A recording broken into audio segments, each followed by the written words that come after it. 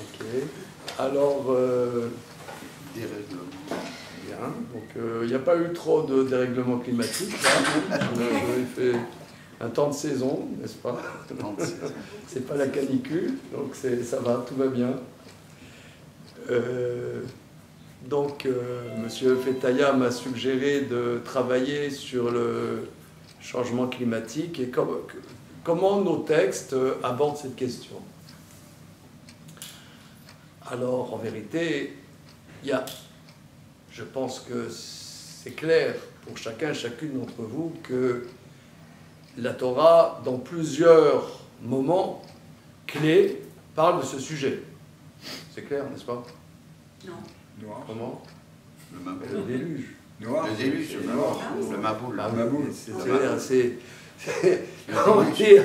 Il n'y a rien de plus clair que ça. C'est des règlements Le climatiques. déluge. Comment dire? On ne peut pas plus manifeste que le déluge.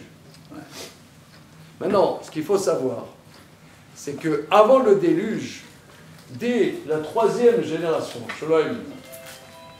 dès la troisième génération de l'homme, à l'époque de Enoch, il y a déjà eu une première catastrophe climatique qui est rapportée en Parashat Noach et qui est rapportée dans Rashi, particulièrement dans Kohelet, que je vais vous dire dans quelques instants. Donc, c'est-à-dire que il y a eu Adam. Après Adam, il y a eu Caïn et Abel, n'est-ce pas? Ok. Mais après Caïn et Abel, il y a eu Shet. Et le fils de Shet, ça a été Enoch. Et Enoch, c'est écrit dans le Passouk, c'est à l'époque de Enoch que l'idolâtrie a commencé. Or, comme ça a été, l'idolâtrie est considérée dans notre tradition une perversion numéro 1, c'est la perversion numéro 1, en punition, un tiers des terres habitées ont été submergées. Un tiers. Donc aujourd'hui, on dit que si on dépasse 2 degrés, dans quelques temps, il y a des îles qui vont être submergées. Là, ce n'est pas quelques îles qui ont été submergées, c'est un tiers des terres habitées ont été submergées à l'époque d'Enoch. Et on sait bien... Un tiers du globe ou un tiers de... Les terres habitées, les terres habitées, du Yeshuv, les terres habitées, ça c'est un. Et ensuite, évidemment, au bout de la 10e génération, toute l'humanité a été submergée par l'eau, comme on le sait. Maintenant, ça c'est un point. Je vous lis un Rashi dans Kohelet, un Rashi sur l'Ecclésiaste, dans le 3e chapitre de Kohelet, sur le verset Yud-Dalet. Je vous lis le verset. Donc l'Ecclésiaste, c'est le roi Salomon. Yadati kikol asher yasea Elokim ou iye leolam. Alav en leosif ou mimenu en ligroa. Va Elokim asa sheiru milfanav. Je sais que tout ce que fera Dieu sera éternel. Sur ce que Dieu a fait, il n'y a pas rajouté, il n'y a pas diminué. Et l'Éternel a fait qu'on craigne devant lui. Vaïlokim asa sheiru milfanav. L'Éternel a fait qu'on craigne devant lui. Donc tout ce qu'il a fait est éternel. Il n'y a pas à rajouter, il n'y a pas à supprimer. Et l'Éternel a fait qu'on craigne devant lui. Ça, c'est le verset. Rashi. Je sais que tout ce que Dieu a fait, B'maaseh bereshit, uraou liot leolam. Je sais que tout ce que l'Éternel a fait dans l'œuvre de la création est permanent. Il n'y a pas lieu de changer l'œuvre de Dieu. Et si parfois Dieu change l'ordre des choses, et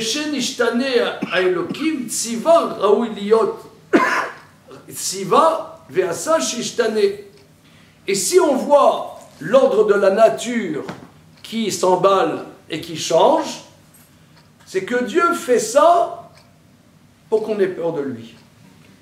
Pour qu'on ait peur de lui. Shivat Yamim Nishtane alors Achama Bedor Amaboul. 7 jours, la direction du soleil a changé à l'époque du déluge. Normalement, le soleil, il se lève à l'est, il se couche à l'ouest.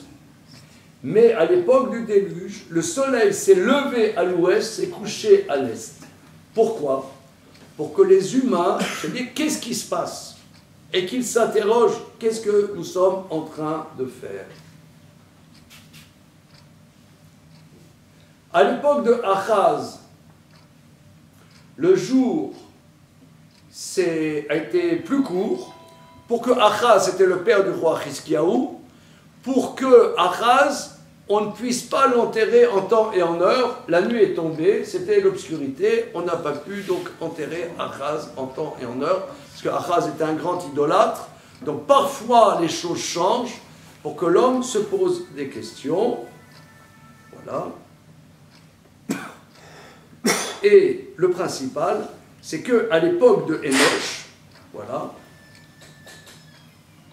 Okainos paratz gevulo bedor Enoch veitsiv shlisho shel olam.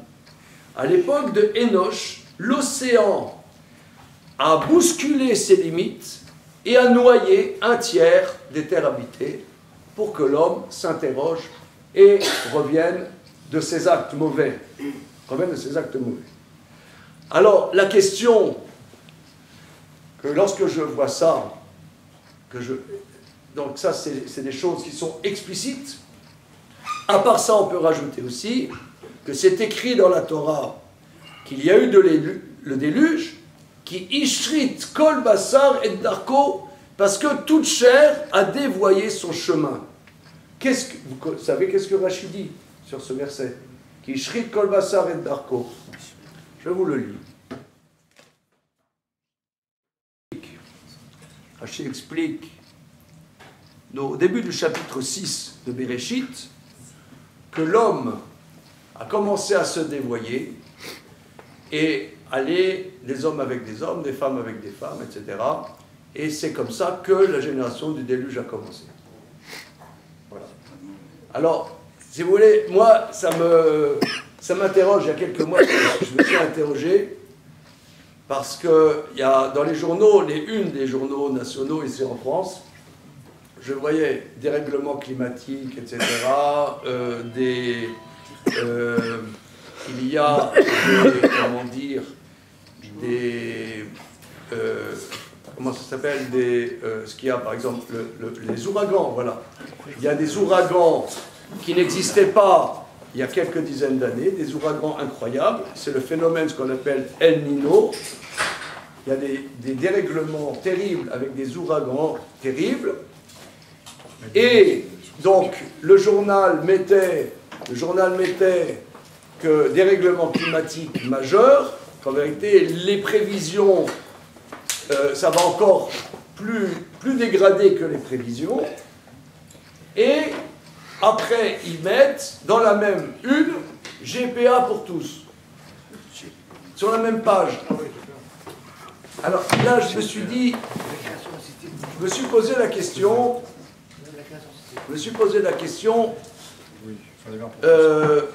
je vais aller voir Emmanuel Macron.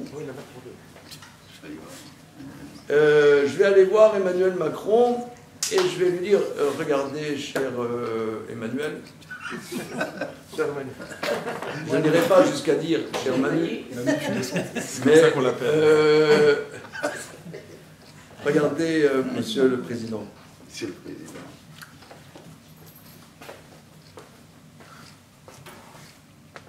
C'est écrit dans la Bible que le déluge est venu qui shrit kol basar et darko. C'est-à-dire les dérèglements climatiques, c'est écrit explicitement dans la Torah, viennent de dérèglements du comportement des hommes. D'ailleurs, tout le monde en convient aujourd'hui. Tout le monde en convient, on va en parler. Comme je pense vous-même, la plupart d'entre vous, vous avez creusé le sujet.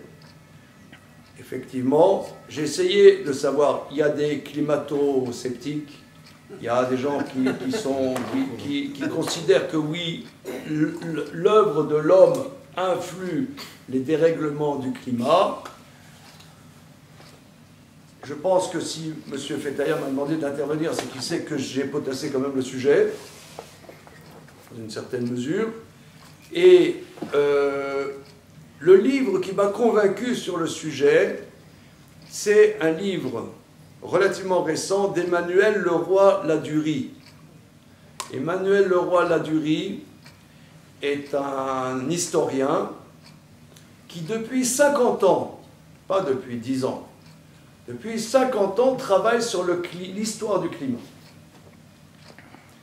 Et il a écrit une thèse en 1960, un truc comme ça, sur les fluctuations du climat depuis l'an 1000, depuis 1000 ans. Et c'était une œuvre très importante. Ça, c'était un livre en plusieurs tomes que je vous conseille, c'est très intéressant. Exemple, comment on sait, en 1230, par exemple, quel était le climat? Il n'y avait pas la météo, il n'y avait pas Météo France. Alors comment on sait? Le carottage. Comment? Le carottage des glaciers. Non, ça, les carottages, c'est pour savoir qu'est-ce qu'il y avait il y a 1 million d'années. Mais là, il y a 1000 ans, l'agriculture. C'est-à-dire que dans les pays occidentaux, les dates des vendanges, les dates des moissons ont été répertoriées depuis très longtemps. On sait dans telle région quand est-ce qu'il y a eu les vendanges, quand est-ce qu'il y a eu les moissons. Donc en voyant cela, parce que plus il fait chaud, plus c'est précoce. S'il fait froid, c'est tardif. Donc en voyant ces fluctuations, il a travaillé là-dessus. C'est le premier qui a eu une idée de travailler là-dessus. Et ensuite, il y a eu la taille des glaciers. La taille des glaciers. On a, par exemple, la mer de glace dans la vallée de Chamonix, etc. Donc l'évolution des glaciers, ça aussi, ça a été répertorié depuis des années et des années, des centaines d'années. Donc là-dessus, il a travaillé, et j'ai lu un livre de synthèse qu'il a fait il y a une dizaine d'années, où là, depuis 20 ans, tout le monde s'interroge là-dessus.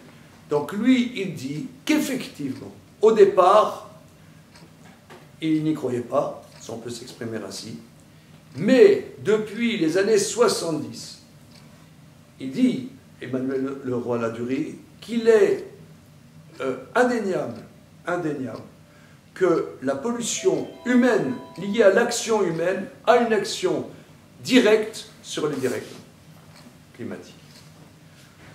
Ça, si vous voulez, moi j'ai bien aimé, c'est le livre qui m'a un peu convaincu sur le sujet, parce que lui, c'est pas un effet de mode, c'est quelqu'un qui travaille le sujet depuis 50 ans, et donc je dirais, il est fiable, et il dit, on constate que les températures les plus hautes sont depuis les 20 dernières années. Il y a eu en 2003, 2004, 2003, une canicule énorme. Et ça, c'est des phénomènes qui sont nouveaux et récurrents. Parce que vous pouvez avoir une canicule de temps en temps, mais que ça soit constant et répété, ça c'est impossible que ça soit quelque chose qui se répète, n'est pas comment dire, accidentel. Oui, quelque chose qui se répète, ça veut dire qu'il y a une raison à cela, une raison qui est discernable. Et donc aujourd'hui, les experts remarquent que les dérèglements majeurs qu'il y a ces temps-ci, majeurs, vous avez tous et toutes lu des choses sur ces sujets, sont liés à la surconsommation et à la révolution industrielle du début du 19e siècle et l'utilisation intensive des énergies fossiles. Voilà. Alors maintenant, comment réagir par rapport à ça? Comment réagir par rapport à ça? Alors ce que je voulais dire, c'est que aujourd'hui, on réagit à ça en disant, voilà, maintenant, on ne va plus utiliser de plastique. On ne va plus faire comme chez nous, les feuges. Ouais, qui douche tout au plastique. Ouais, on va... Vous allez... Il y a un seul pays où tout est en plastique. J'ai nommé Israël. Tout est en plastique. Ça veut dire ici, vous ne trouvez pratiquement plus de vaisselle jetable. Mais là-bas, c'est le grand boom de jetable. Ouais, tout jetable. Khat Pa'ami, voilà. Alors, ok. Alors maintenant, on ne va plus faire de Khat Pa'ami. On va manger vegan, machin, bidule. Est-ce que ça a un sens? C'est ça la question. Est-ce que ça a un sens? Est-ce que c'est ça la manière d'aborder les choses? Ça réduit les dégâts. Alors, est-ce que c'est comme ça la manière d'aborder... Excusez-moi, vous ferez la conférence après. Non, je plaisante. Hein. Alors, comment aborder ces sujets qui sont avérés, La Torah nous dit que ce n'est pas seulement lié à l'action technique de l'homme, mais c'est à l'action spirituelle de l'homme. Ce n'est pas un phénomène technique. Là, ce n'est pas une question technique, c'est une question spirituelle. Ça, c'est un. Donc, je me suis posé la question, peut-être aurais-je la responsabilité d'aller voir le président de la République. J'en ai parlé au grand rabbin de France avec qui je suis copain. Je lui dis, voilà, regarde, Chaim, tu vas aller voir Manu, ouais, et tu vas lui dire, regarde, regardez monsieur, mon ami, parce qu'ils sont amis, c'est écrit dans la Bible que c'est lié à la dégradation des mœurs. Après, je me suis dit, imaginez qu'au prochain Conseil des ministres, le président de la République dise à ses ministres, regardez, quelqu'un m'a montré, c'est écrit dans la Bible, que le déluge est arrivé par la dégradation des mœurs. Qu'est-ce qu'on fait? Qu'est-ce qu'on fait?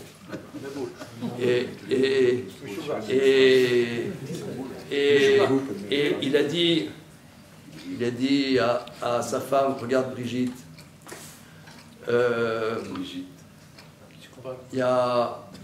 je me pose quand même des questions. On s'est peut-être fourvoyé dans notre existence, on n'a pas eu d'enfants, on n'a pas eu confiance dans la création du monde. Peut-être il faudrait qu'on change des choses dans notre vie. Et il en parle à ses ministres. Enfin, je pense que son espérance de vie serait en danger. Hein. Il y aura des lobbies qui vont s'attaquer à lui.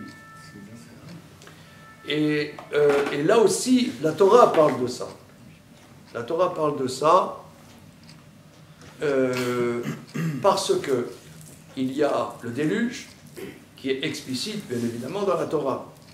Mais que Énoch, qu'à l'époque d'Énoch, un tiers du monde a été submergé, ça c'est pas explicite. Nous savons ça en tradition.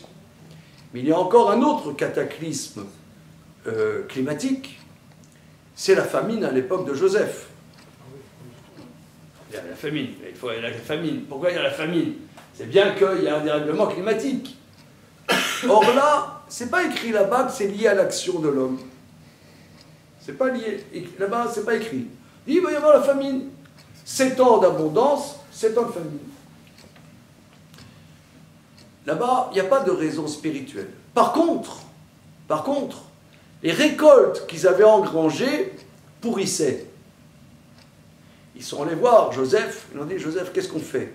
Qu'est-ce que leur a dit Yosef? Comment? Pour faire la circoncision. Il leur a dit de faire la circoncision, comme ça Rachid le dit, qu'il le déduit d'un verset.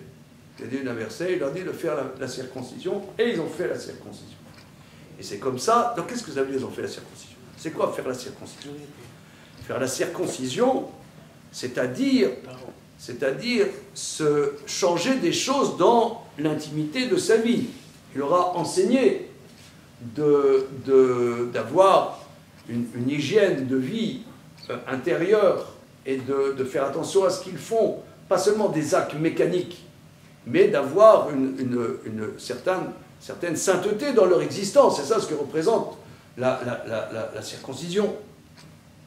Les Rachamim disent que lorsque Joseph est mort, et toute cette génération, s'est levé un roi nouveau sur l'Égypte qui ne connaissait pas Yosef. Voilà. Melech Hadash, Asher lo yada et Yosef. Alors, les Chachamim disent, t'avais qu'à dire, c'est levé un roi qui ne connaissait pas Yosef. Qu'est-ce que ça veut dire, Hadash? Alors, il y en a qui disent qu'il connaissait Yosef. Il savait qu'est-ce que Yosef avait apporté à l'Égypte. Mais, il a changé son comportement. Pourquoi il a changé son comportement? Parce que les Égyptiens se révoltaient contre cette exigence spirituelle que avait demandé Joseph. Et devant la pression, au départ, vous savez qu'au départ, ils ont dit, oui, le staff de Pharaon leur dit, mais ce peuple est un peuple qui a trop de pouvoir, qui est trop influent, etc. Il faut faire quelque chose contre eux. Lui, il a dit, non, c'est impossible, c'est eux qui ont sauvé notre pays. Qu'est-ce qu'ils ont fait? Ils l'ont destitué. Ils l'ont destitué. Et après, il a dit, regardez, on peut trouver un arrangement. Qu'est-ce que vous me disiez déjà là? Ouais. Et là, il est rentré dans le jeu. Donc une difficulté majeure d'écouter quel est le problème. Quand le verset dans Kohelet dit, chapitre 3, verset 14, que Dieu a fait qu'on craigne devant lui. Nous, on est conscients de ça. Qu'aujourd'hui, on nous parle de plein de choses, mais est-ce qu'on a conscience qu'il y a une problématique, qu'il y a un créateur, et que ces dérèglements sont des choses pour nous secouer? Est-ce qu'on a conscience de ça? La seule chose qu'on fait, la seule chose qu'on est en train de faire, on va faire des changements énergétiques, ce qu'on appelle la transition énergétique. On arrête le fossile et on va prendre d'autres moyens d'énergie. Alors ça, là, il y a quelque chose qui nous interpelle. Quelque chose nous interpelle.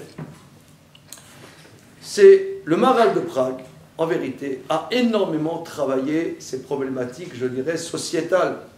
Le Maharal, au XVIe siècle, a écrit un livre, le Netzar Israël, qui est sur les sujets liés à l'exil et à la délivrance. Mais longuement, très longuement, il analyse les problèmes de l'exil. Avant de parler de la délivrance, de la Géoula, qu'est-ce que c'est l'exil? Et le Maharal rapporte que si on dit qu'il y a 70 nations, on dit qu'Israël, c'est Goy Echad Baaretz, c'est un peuple un sur terre, Echad, comme on l'a dit dans Mincha de Shabbat il n'y a pas longtemps, il y a quelques heures, Ata Echad, Shimchad, ou Mikamecha Goy Echad Baaretz, c'est un peuple sur terre, c'est Israël, pas Goy Echad. Les nations sont 70. Qu'est-ce que ça veut dire 70? Le Maharal au XVIe siècle, disait que si on dit 70, c'est-à-dire c'est la complexité. Les nations créent des problèmes et pour résoudre leurs problèmes, vont créer des problématiques encore plus compliquées. Quelqu'un m'a dit il y a quelques jours qu'il a sa sœur qui travaille à au commissariat de l'énergie atomique. Et elle a un projet, elle rentre dans un projet, c'est trouver des sources d'énergie qui ne sont pas avec des sources d'énergie, fossiles. Mais pour cela, il faut exploiter des métaux rares, des terres rares, et quelque part polluer peut-être encore plus que ce que c'était avant. Regardez, je ne sais pas si vous connaissez, moi j'ai avec moi quelque chose, je ne sais pas si vous connaissez ça. Vous connaissez? Hein, vous avez déjà vu. Hein? Ah, voilà, bien. Pour fabriquer quelque chose comme ça, il faut polluer la planète de manière majeure. Majeure. Pourquoi? Pour faire des choses miniaturisées comme ça, il faut trouver des matériaux invraisemblables qui se trouvent dans des terres qui n'ont été encore presque jamais exploitées. Donc, en vérité, ici, je dirais, premier point. Sans compter les violences qui vont avec. Premier point. Il y a un problème objectif. Il y a un problème objectif. Dérèglement climatique. Disons, on lit des gens fiables, il y a un dérèglement climatique lié à l'action de l'homme. Quelle réponse donner à ça? Quelle réponse donner à ça? Alors, ici, il y a deux choses.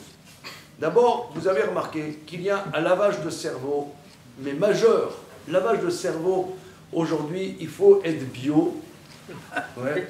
Par exemple, là, ce Shabbat, on a fait un grand chidouche dans notre famille. J'ai acheté de la limonade bio. Mais pourquoi? Regardez. Vous avez la limonade lambda. J'ai un de mes fils, il aime bien la limonade. C'est comme ça. Hein. On n'est pas tellement coca, mais plutôt limonade. Bon, il aime bien la limonade.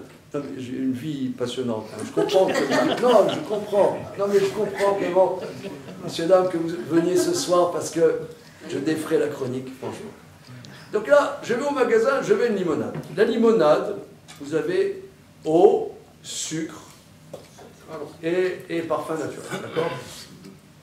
Le sucre, tu te dis, qu'est-ce que c'est que ces saletés qu'il y a? Et à côté, tu as une autre bouteille avec sucre de canne, bio. Ouais. Seulement, c'est hyper plus cher. Hein. Alors, qu'est-ce que je vais prendre? Je vais prendre le truc au sucre dégoûtant. Moi, j'ai tendance plutôt à prendre quelque chose qui est meilleur.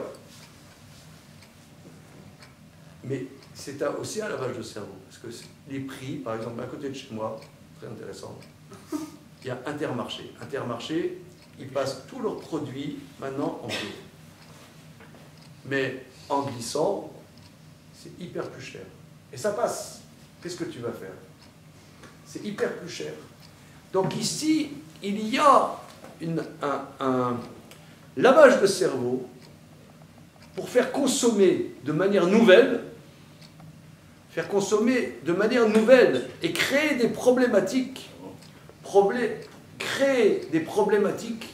des nouveaux marchés, et ce qu'on appelle, par rapport à un problème qui est sérieux, qui est vrai, on va maintenant trouver c'est un problème majeur, je dirais, excusez-moi l'expression, du capitalisme.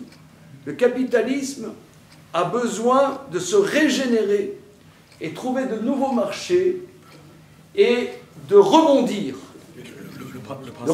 Comment? Le principal, c'est quand même Internet, c'est pas la nourriture qu'on mange. C'est là que ça se passe. Qu'est-ce que tu veux dire par là? C'est les réseaux sociaux, l'espèce d'accélération du marketing par le biais des réseaux sociaux qui pousse toujours plus loin le consommateur, qui vient débusquer chez lui jusque sur son ordinateur. Ok, bon, ça c'est une chose. Moi, je ne suis pas tellement Internet, donc je ne suis pas tellement dessus. De manière simple. C'est au-delà du marché, c'est surtout créer.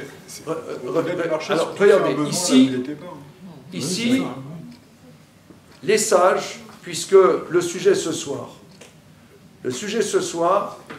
c'est un sujet. Comment les maîtres de notre tradition abordent cela? Comment les maîtres de notre tradition abordent ce sujet? Or, les Chachamim abordent ce sujet énorme. Il y a des bases incroyables dans le Talmud. Entre parenthèses, j'ai amené le livre que j'ai eu la joie d'écrire, de publier il y a 1 an et demi. Il y a un tiers du livre sur ce sujet. Sur la civilisation, un tiers ou un quart, je ne sais pas exactement, sur la civilisation d'Ésaü, de Esav. Alors, les passages sont saisissants dans la Gemara. Je vais vous lire un passage dans le traité Megillah, Daf, dans le traité Megillah, une seconde, Daf Vav, si je ne m'abuse, Amoupet. Vav Amoupet.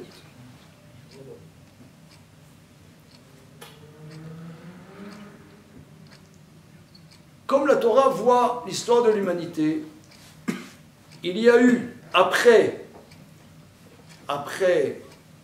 la sortie d'Égypte, 4 empires qui se sont succédés. Ces 4 empires, en vérité, sont en allusion déjà dans le deuxième verset de la Torah, c'est écrit Bereshit bara Elokim tashim v'tarei va'aretz ata tohu vevohu vechosher al pnei tehom veruach Elokim orachefet al pnei hamayim. Va'aretz aita tohu vavohu, la terre était tohu bohu. Ils disent tohu, ça c'est l'empire de Babylone, de Nabucodonosor. Tohu vavohu, vohu, ça c'est l'empire des Mèdes, c'est l'époque de Assuérus, l'époque de Purim. Rocher, c'est les Grecs. Alpeneteum, sur l'abîme. C'est quoi l'abîme? C'est Rome. C'est Ésaü, qu'on appelle dans nos traditions, Ésaü, on appelle Rome, la civilisation de Rome. Et Roar Elohim Rachefet Alpene Amaïm, le souffle de Dieu plane sur la face des eaux, c'est le souffle du Mashiach. Après Rome, il y aura le Mashiach. Depuis 2000 ans, on est dans la civilisation de Rome, qui est la civilisation, dans notre tradition, de Ésaü. Cette civilisation a des spécificités que nos maîtres ont analysées de manière extrêmement précise, et je vais vous rapporter des textes sur le sujet qui sont saisissants, bouleversants. Amar Oula, c'est Vav Amoudbet dans le traité Megillah. Oula nous dit, donc ce texte, il faut bien comprendre, ce que nous allons voir n'a pas été rédigé la semaine dernière, ça a été rédigé il y a grosso modo 1800 ans. 1800 ans. Amaroula. Italia shel Yavan, Zekrar Gadol shel Romi.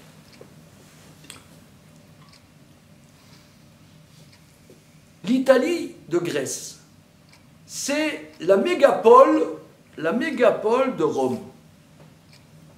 Bien. Pour ceux qui aiment l'histoire, vous savez que la Grèce avait, les Grecs antiques avaient conquis une partie très importante de l'Italie. Ça s'appelait la Grande Grèce. Vous allez par exemple, quand j'étais enfant, j'étais allé avec mes parents dans le sud de l'Italie, par exemple près de Naples, il y a Paestum, il y a des villes grecques à côté de Naples, c'était grec. Donc on appelle même dans notre tradition Italia chez Yavan, l'Italie de Grèce. C'est quoi l'Italie de Grèce? C'est Krar Gadol shel Romi, la mégapole de Rome. Avia Tlat mea parsa, Atlat mea parsa. La mégapole de Rome a 300 parsaot sur 300 parsaot. Une parsa, c'est Arba milim. Donc ça fait grosso 1200 km sur 1200 km. C'est une mégapole, Rome. 1200 km sur 1200 km. C'est déjà pas mal comme mégapole. Hein? Voilà, bien, mégapole. Veyeshba shin samer eshvakim ke minyan yemot achama. Il y a dans Rome 365 marchés. À Rome, il y a 365 marchés. C'est une parabole, hein, il ne faut pas voir ça, c'est pas Paris Match, hein, c'est pas... C'est une analyse du phénomène. À Rome, il y a 365 marchés selon le nombre de jours de l'année solaire.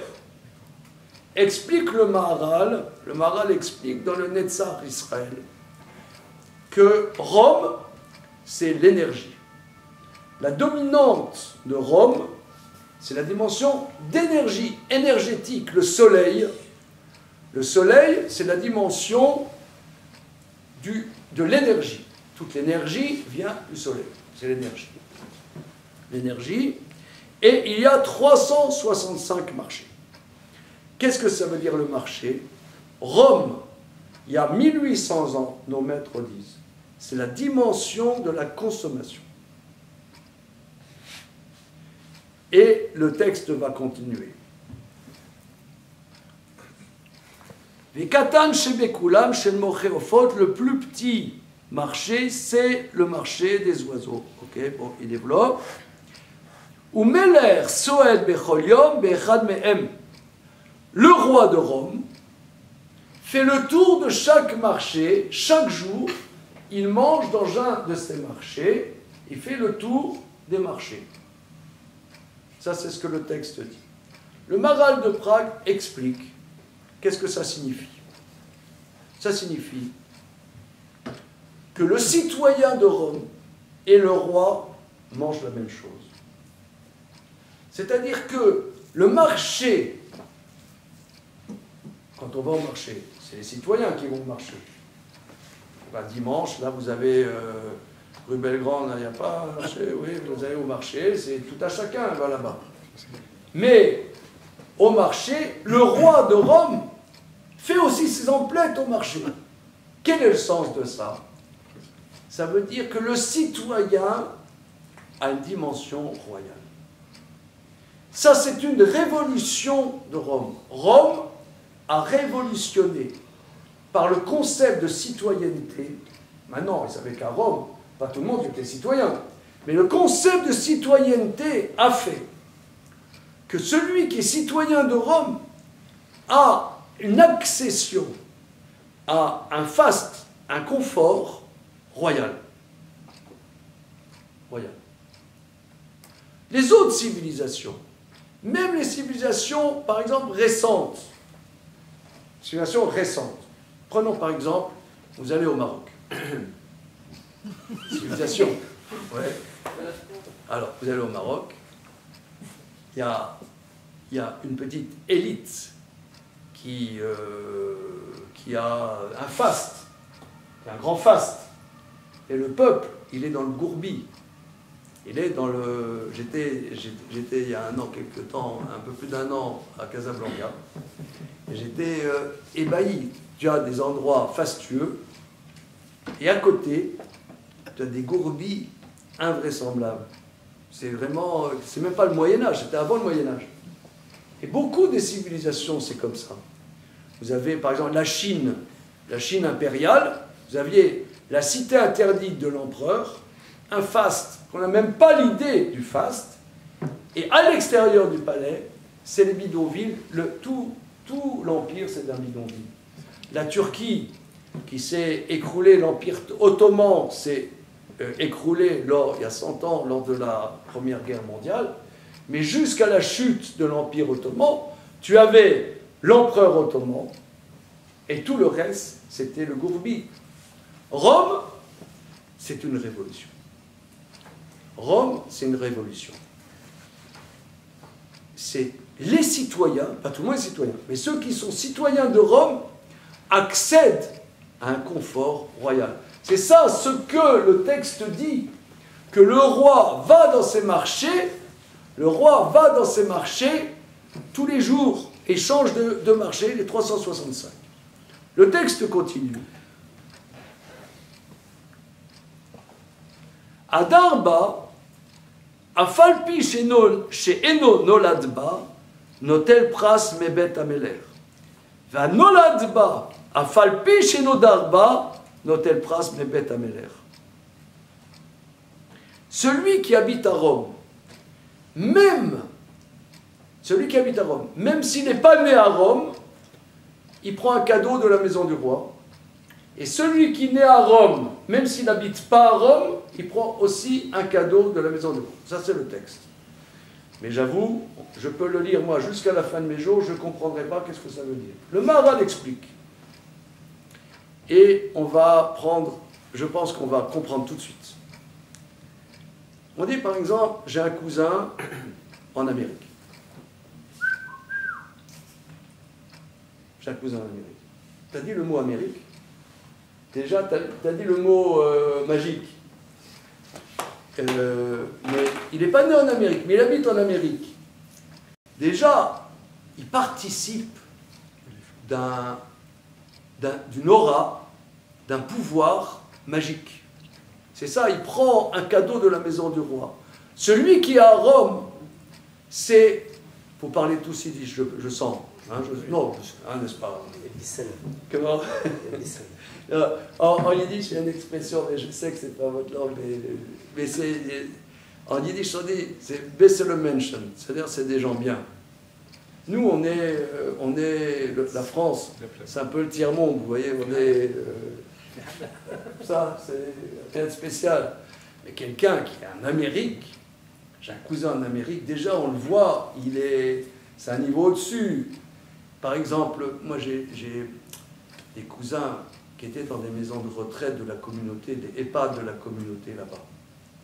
Les EHPAD de la communauté, c'est l'hôtel Hayat. Maintenant, ça coûte un max. Ça veut dire, ici, quelqu'un, il est à l'EHPAD, ça coûte, je ne sais pas, 4 000 € par mois. Là-bas, c'est 40 000 € par mois. Mais c'est le face. Il y a la piscine dans le EHPAD, il y a le tennis pour les Alzheimer, c'est l'Amérique, quoi. C'est l'Amérique. C'est quelqu'un qui est en Amérique. Quelqu'un qui est en Amérique, déjà, tu ne sais même pas qu'est-ce qu'il fait là-bas. C'est peut-être un clochard. Non, il est en Amérique. Il a déjà... le jour de gloire est arrivé. C'est Yemot HaMashiach. C'est... Comment dire? Qu'est-ce que ça veut dire? Ça veut dire que il y a un aboutissement de la vie individuelle, du développement de l'individu. Le texte termine, donc je vous donne la référence, hein, Vav Amud Bet. La Gemara termine, et entendez bien, que ce passage a été rédigé il y a, en grosso modo, 1800 ans. Il dit comme ça. Shloshet alafim bebane yeshbo. À Rome, dans cette mégapole, il y a 3000 termes. 3000 termes. Ça, c'était chaque fois que les Romains arrivaient quelque part, ils arrivaient les termes. Vous savez, ici à Paris, il y a les termes de Paris. On peut les voir encore, hein, dans le quartier latin. Il y a les termes de Paris. Chaque fois que les Romains arrivaient quelque chose, les termes. Mais c'est quoi les termes? Les termes. Le bien-être. C'est le bien-être.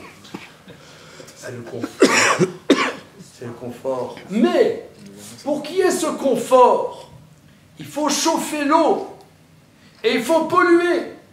C'est ce que le texte dit.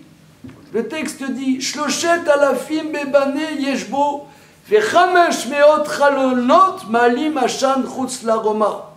Il y a 500 fenêtres qui poussent la fumée à l'extérieur de la muraille. Il y a tellement de fumée par toute cette eau chaude qui est fumée, qui est allumée, qui est réchauffée, qu'il faut renvoyer la fumée à l'extérieur de Rome, parce que la pollution de Rome est un problème majeur, parce que si chacun veut son confort, alors ça pollue. Et ça, c'est un problème majeur que nos maîtres ont déjà structuré, que les maîtres ont déjà structuré dans la Gemara. C'est très, très, très impressionnant. J'ai vu des commentaires, et le Maharal le dit, mais j'ai vu des commentaires plus récents, que le confort, la démocratie, vous savez, il y a des grands problèmes, dans toute société, il y a des problèmes. Mais, pour qu'il y ait une paix sociale, un élément qui n'est pas le seul élément, et c'est ça ce que notre maître à tous, Deng Xiaoping, parce qu'on pourrait dire qu'aujourd'hui, Rome, c'est pas en Italie, parce qu'en Italie, peut-être, la seule chose qu'il y a, c'est des pâtes bolognaises, des pâtes sauce tomate. Mais je ne sais pas si c'est vraiment un grand empire aujourd'hui. Je ne veux pas, comment dire, faire offense aux Italiens qui sont parmi nous. Mais, on pourrait dire qu'aujourd'hui, Rome, la pensée de Rome, la pensée d'Ésaü, la conception d'Ésaü, se trouve en Chine. Deng Xiaoping, il a eu une idée. Après Mao Tse-tung, ça a été un fiasco total. Ça a été terrible, Mao Tse-tung. Mao Tse-tung avait quand même rendons grâce quand même à Mao Tse-tung, que la Chine avait des inégalités impossibles. Il y avait, comme je vous ai dit tout à l'heure, une élite qui vivait dans le faste et le peuple était dans la mort. Donc il a voulu transformer de manière violente toute cette civilisation, et cette civilisation, quelque part, il l'a détruite. Les penseurs disent que pour qu'il y ait un renouveau, il faut toujours une destruction. Ok. Et après Mao Tse-tung, il y a eu Deng Xiaoping. Deng Xiaoping, il a dit, pour que la Chine arrive au numéro 1 des nations et sorte de son marasme, il faut une bicyclette pour tout le monde. Une bicyclette pour tout le monde. Ce concept, une bicyclette pour tout le monde, ça, c'est Rome. C'est-à-dire que la personne est valorisée dans son bien-être. Quand quelqu'un est valorisé dans son bien-être, d'ailleurs, ça a été l'idée, vous savez, nous dans la communauté, on n'aime pas du tout les accords d'Oslo qu'il y a eu entre Rabin, Shimon Peres et Arafat. Mais l'idée en particulier de Shimon Peres était, ça s'est cassé la figure dans une certaine mesure, maintenant il faut voir plus dans les détails. Mais l'idée de Shimon Peres était, s'il y a la paix, il va y avoir un bien-être économique. Et si les Palestiniens accèdent à un bien-être économique, alors il y aura la paix. C'est une idée elle ne correspond peut-être pas à la réalité, puisque tous les milliards et les milliards d'argent ont été détournés par des élites là-bas, enfin des élites, des minorités qui ont détourné tous ces milliards. Mais l'idée était que quelque part, faire accéder les populations à un confort, parce que quand tu as un confort, tu ne peux pas retourner en arrière. Il y a quelque chose à perdre. Tu as quelque chose à perdre, et tu ne vas pas en arrière. Ça, c'est l'idée de Rome. La Pax Romana, pour qu'il y ait la paix, tout le monde, la douche chaude. Ouais, c'est eau chaude à tous les étages. L'eau chaude à tous les étages. Tu amènes à tout le monde l'eau chaude à tous les étages, tu pacifies une population. Ça, c'est l'idée de Rome. Mais, pour avoir l'eau chaude à tous les étages, tu fous en l'air la planète. That is the question. C'est un problème. Et il y a un deuxième passage, mes amis, dans le traité Psachim, encore plus impressionnant. C'est juif, hein, ce que je vous amène. Hein. Non, ça veut dire, je vous ai pas, c'est pas un truc très compliqué, c'est le Talmud, hein, c'est une référence. C'est des références simples. Non, je veux dire, références simples, c'est dans le Talmud, point, Nekuda. Il y a un passage d'Avkuf Yutret dans le traité Psachim que je vais vous lire. C'est la même thématique.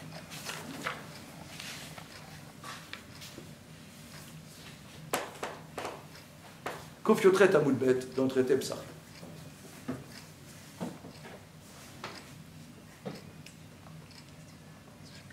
Rabbi Ishmael et Rabbi aussi,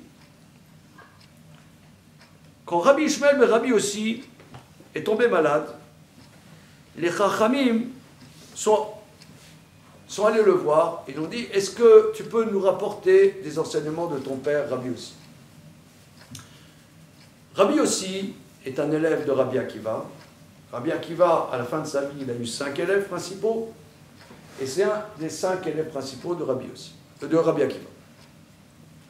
Rabbi aussi a eu un fils, Rabbi Ishmael, et après cette génération, il y a eu des grands bouleversements. Il y a eu, vous savez, la catastrophe de la citadelle de Bétar. Il y a eu des très grandes persécutions. Et ensuite, le peuple d'Israël avait vécu une situation très différente de avant la destruction de Bétar. Parce que Bétar, quelque part, c'était 100 ans après la destruction du deuxième temple, ça a été un grand espoir pour le peuple juif de retrouver une indépendance physique et spirituelle. Tout ça, ça a été écrasé, et ensuite c'était vraiment l'exil. Donc Rabbi Ishmael, le fils de Rabbi Yossi, était, si on vous dit par exemple, il y a quelqu'un aujourd'hui, il a connu le Chafetz Chaim. Il a connu le Chafetz Chaim, on aura envie de l'écouter. Alors, monsieur, comment c'était le Chafetz Chaim? Qu'est-ce qu'il vous a dit? Racontez-nous. De la même manière, Rabbi Ishmael, Rabbi Yossi, lui, il avait connu cette époque. Il avait connu Rabbi Akiva, il avait connu tous ses maîtres, et il va mourir. Alors, ils sont venus. Rabbi, est-ce que tu peux nous dire quelque chose? Rabbi Ishmael, est-ce que tu peux nous dire quelque chose? Entre parenthèses, regardez le prénom qu'il donnait à l'époque. Non, ce serait tendance, ce serait non.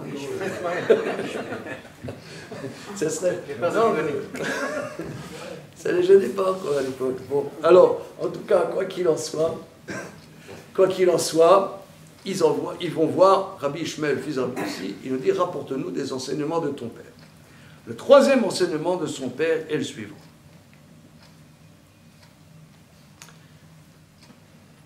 Rome a 365 marchés. Ça, on l'a déjà vu, hein? Maintenant, il va rajouter. Rome a 365 marchés. Vekol echad ayubo shalosh meod veshishim vechamishim birnaot. Dans chacun des 365 marchés de Rome, il y a 365 tours. Dans chacun des marchés, des 365 marchés, il y a 365 tours. Vekol birnit ou birnit, ayubo shalosh meod veshishim vechamisha maalot. Et chacune des 365 tours, des 365 marchés, chaque tour a 365 étages.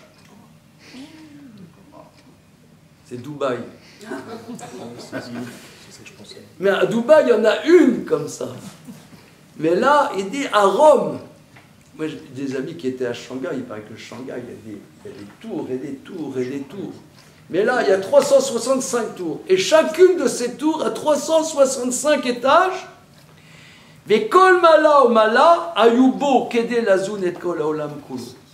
Dans chacune de ces étages, des 365 étages, des 365 tours, des 365 marchés, dans chaque étage, il y a de quoi nourrir le monde entier. C'est beaucoup, hein? Mais regardez le concept. Maintenant, interrogeons-nous. Le concept, c'est-à-dire que Rome, et ça, j'ai beaucoup travaillé le sujet, je vous dis en toute simplicité, j'ai analysé en long et en large ce sujet, et j'ai rapporté beaucoup d'auteurs qui travaillent ça dans ce livre. Il n'y a pas que ça dans ce livre, mais disons une partie importante en quantité, en qualité, c'est pas moi de le dire, mais en quantité dans le livre, sur ce point, que Rome a une idéologie. C'est une idéologie de la croissance. La croissance est une idéologie de Rome. La croissance, c'est-à-dire de développer des nouveaux marchés, de consommer encore et encore, de développer les technologies. J'ai lu beaucoup de livres sur ce sujet, et des historiens des civilisations disent, prenons un exemple, la Chine ancienne a inventé beaucoup de choses. La Chine a inventé la poudre. À quoi servait la poudre en Chine, comme chacun sait? Dynamite. Faire de l'essieu. Comment? Feu d'artifice. La dynamite. Pas du tout. Feu d'artifice. C'est feu d'artifice. Ah oui. Feu d'artifice. C'est extraordinaire. Ça veut dire... C'est Nobel qui a fait le Ça veut dire qu'ils avaient une technologie extraordinaire. Ils s'en servaient pour du loisir royal. Marco Polo est allé là-bas, il a amené ça en Occident, ils ont inventé des armes, ils ont conquis la planète. Pourquoi les Chinois n'ont pas fait ça? Ça, c'est Rome. Rome, c'est aller jusqu'au bout des choses, exploiter les choses. Il y a la Chine classique, c'est l'empire du milieu. C'est-à-dire la philosophie confucianiste, c'est l'équilibre. Rome, on pourrait dire, maintenant, je ne suis pas un historien, j'essaie d'être talmudiste, mais on pourrait dire que Rome, c'est la dynamique capitaliste. C'est-à-dire, la dynamique capitaliste, c'est l'exploitation de la chose. L'exploitation et aller de l'avant. C'est la rupture. Le capitalisme va toujours par des ruptures. Je pense que vous avez fait plus d'économie que moi. Mes élèves m'ont dit qu'il y a eu un économiste qui s'appelle Schumpeter qui a dit que le renouveau en économie se fait toujours par des ruptures et comment dire, c'est ce qu'on appelle des crises. Il appelle ça la destruction créatrice. La destruction créatrice. Ça, c'est la dimension de Rome, la destruction créatrice.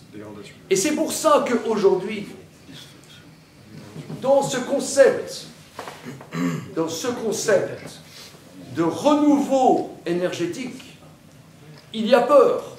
Il a peur qu'en vérité, nous nous fassions avoir par une oppression, une consommation encore plus oppressive que ce qu'il y a aujourd'hui. Le problème est vrai. Mais ici, il y a une crise. Cette crise, elle est objective. Mais par cette crise, il y a lieu à craindre que le capitalisme trouve de nouveaux marchés et soit encore plus exploitant, encore plus oppressif, que ce soit une oppression, un empire encore plus oppressif que dans lequel nous sommes aujourd'hui. Alors vous allez me dire comment on va s'en sortir. Je sens. Oui, je sens que ça va venir. Alors, après, à part nous avoir cassé le moral, qu'est-ce que vous nous apportez? Ok, on va y aller. On a le temps, là, c'est bon, hein? C'est bon. La tafina, elle est mangée, c'est bon. On a fait la sieste. On a tout notre temps. Alors, encore autre chose. La Chine avait inventé le papier en Occident. En Occident, il y avait le manuscrit, le papyrus, etc.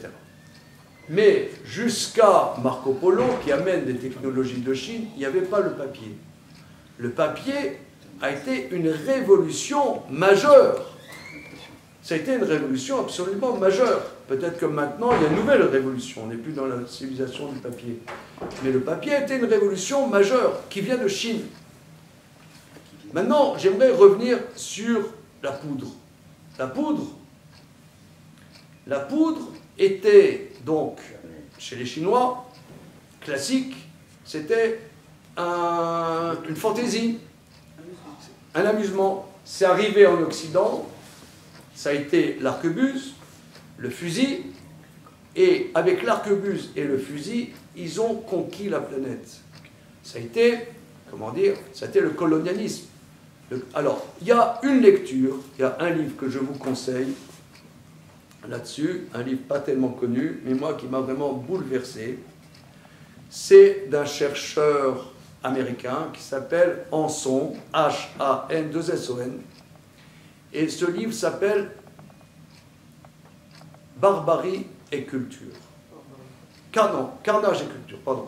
Carnage et culture, le mignon, hein, le titre, hein, vous voyez. C'est sympa. Carnage et culture. Et c'est aux éditions Flammarion, je crois maintenant il est en poche. C'est un livre qui m'a beaucoup apporté pour analyser ce que nos maîtres, c'est un chercheur, un historien américain qui n'a rien à voir avec le Talmud, mais ça m'a permis de décrypter ce que nos maîtres disent, que Ésaü a innové. Par exemple, ce Anson est un historien des guerres de l'Antiquité. Bon, vous allez dire, on s'en fout. Ouais, on s'en fout. Mais par exemple, il analyse, lorsque Cortés est arrivé au Mexique, donc là, il y a eu la découverte de l'Amérique, il est arrivé, ils étaient une centaine, avec des chevaux et des arquebuses. Donc des arquebuses, c'est l'ancêtre des fusils. Et la maladie. Après, il y avait les Aztèques, à l'endroit où il y a aujourd'hui Mexico. Il y avait les Aztèques, c'était des milliers, des millions. Eux, quand ils faisaient la bataille, c'était une bataille ritualisée. Le but de la bataille n'était pas de tuer. C'était pas de tuer. Il y avait, si le roi tombait par terre, le peuple de celui dont le roi était tombé par terre devenait esclave des autres. C'était un genre de rituel comme ça. Leur honneur était cassé, donc ils devenaient esclaves des autres. Okay. Mais cette poignée de conquistadors sont arrivés au Mexique avec les arquebuses. Leur but, c'était de tuer. En face, ils ne connaissaient pas ça. Ils ne connaissaient pas. Ils ne savaient pas que la bataille, le but, c'était de tuer. Ésaü, c'est l'efficacité. C'est l'efficacité. Cette efficacité, il y a un but d'efficacité. Monsieur m'a parlé tout à l'heure de notre cher Elon Musk. Toutes les technologies, on nous dit c'est pour le bien de l'homme. C'est pas pour le bien de l'homme, c'est dans un but d'être de plus en plus efficace. Cette efficacité n'a pas de limite, c'est l'efficacité. Maintenant, nos maîtres disent que Rome ne peut pas faire teshuva. Rome ne peut pas faire teshuva. Et ça, c'est un texte dans le traité Psachim, d'Afnoun Dalet. D'Afnoun Dalet à Moudbet.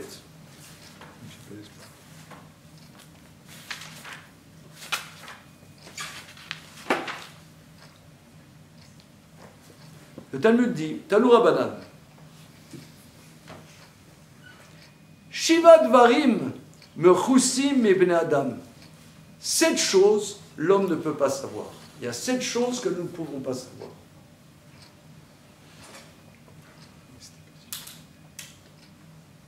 Une des 7 choses,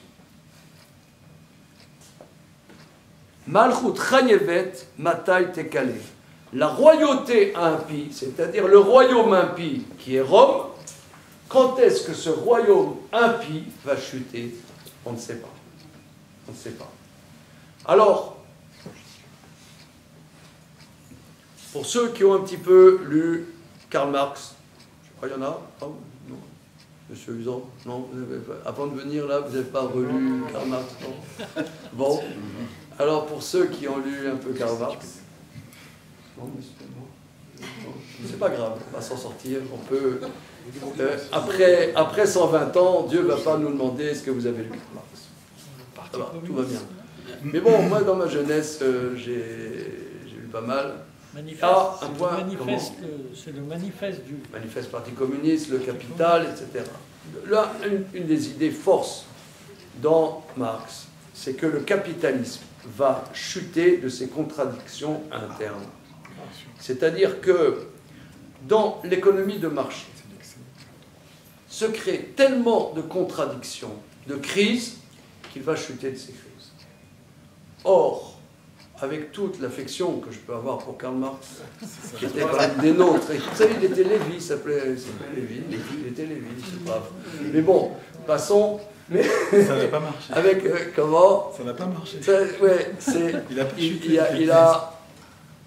il a dit quand même il a dit des choses sympathiques, mais des grosses bêtises. Et je pense que ça, nos maîtres, il y a 2000 ans, dans le Talmud, disent le contraire. Que Rome, Ésaü, se renouvellent tout le temps. C'est ce qu'on a dit tout à l'heure. Que les crises est une manière pour lui de se renouveler et de jamais se remettre en question. Jamais se remettre en question. Et là j'aimerais aborder maintenant un deuxième aspect. Un deuxième aspect. Pardon. Oui. C'est pas comme le New Deal de 1903. New Deal. New Deal. New Deal. Le New Deal. Ouais, c'est pas la même chose.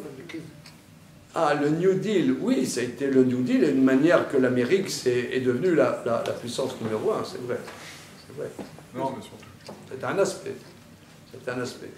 La Seconde Guerre mondiale a propulsé l'Amérique en première puissance. C'est la première déjà. Comment? La première déjà. Oui, mais disons après, c'était vraiment... Jusqu'en 1917, la France était quand même leader mondial. Oui. On parlait français dans les ambassades jusqu'en 1917.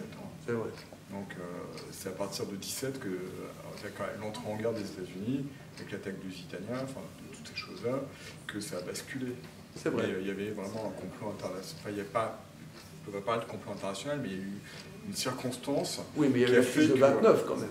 D'accord, mais...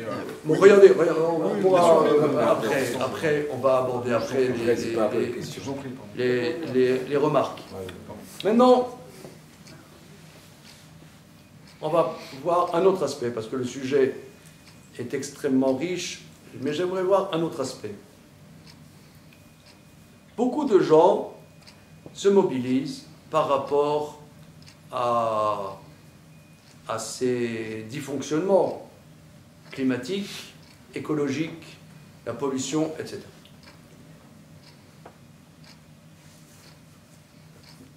Alors, je vais aborder la chose de la manière suivante. Il y a un passage, moi, qui m'a bouleversé, que j'étudie avec mes élèves, et que M. Lomonzo me fait l'honneur de participer à ces études du lundi soir. On a vu, au début de Shemot,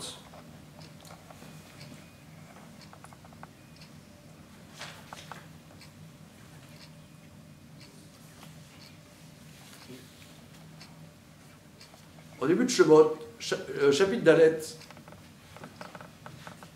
que donc Moshe Rabbeinu était le berger de Yétro, son beau-père. Et à un moment, Dieu s'est révélé à lui dans le buisson ardent, buisson qui brûlait, qui avait du feu dans le buisson et n'était pas consumé. Il approche, Hachem lui dit, je suis l'Éternel, le Dieu de ton père, le Dieu d'Abraham, Yitzhak et Yaakov.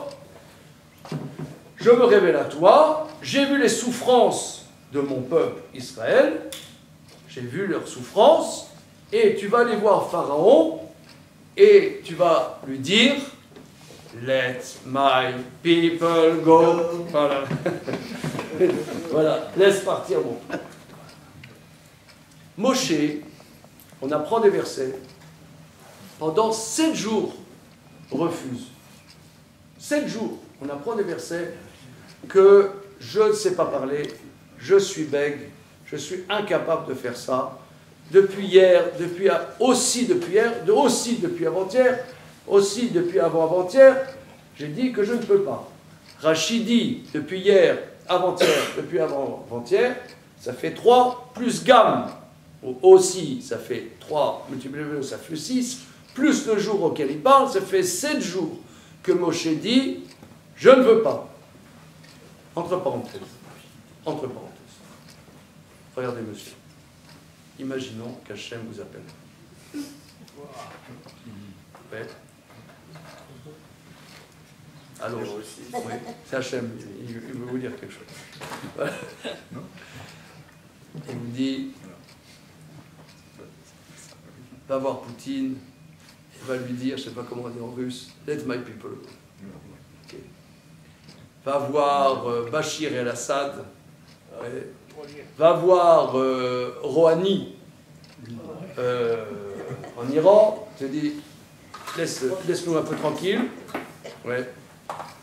Bon, vous allez dire, Hachem, est-ce que... Hachem...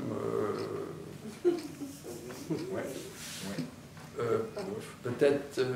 est-ce qu'on va dire il y a une erreur de casting à Dieu? Non, ça veut dire... non, entre nous. Hein? Chez nous, en Yiddish, on dit Repasnich, ça se fait pas. Je veux dire, c'est dire Hachem, tu te trompes. Eh bien, Moshe, pendant 7 jours, il a dit à Hachem, tu te trompes. C'est incommensurable. Incommensurable. Pendant 7 jours, il a dit à Hachem, tu t'es trompé de casting.